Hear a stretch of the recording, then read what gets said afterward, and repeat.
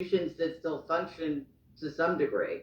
Donald completely bungled, I believe intentionally, because he thought it was the best political calculation to make, the COVID response. In excess of 400,000 Americans died needlessly because of that. Look how he treated immigrants and children were torn from their families and put in detention camps under his watch. He referred to Nazis as very fine people.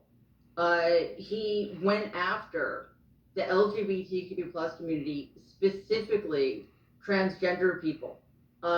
He banned transgender people from serving in the military. He created the big lie, which was the first time in American history, one, that there was not a peaceful transfer of power, and two, the first time to such a degree somebody undermined the faith of Americans in free and fair elections. And then there's January 6th. We look at all the criminal trials that, because of sort of nefarious goings on at the judiciary, are not going forward as planned. But he was indicted 91 times. This is not stuff we're making up. We see how he's talked about jury members and prosecutors and judges who are just doing their jobs and doing their civic duty. We see how he talks about his perceived enemies.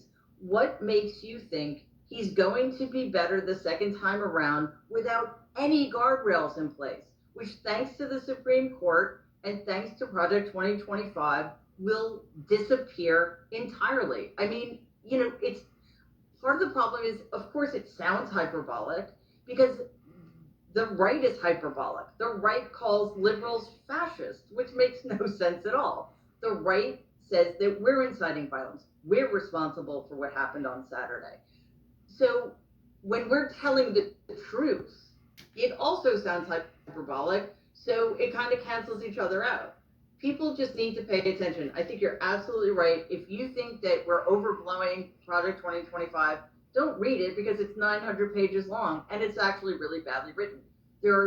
People are coming out with synopses. People are coming out with brief analyses of what it lays out. Just do yourself a favor and look those up, because it will open your eyes.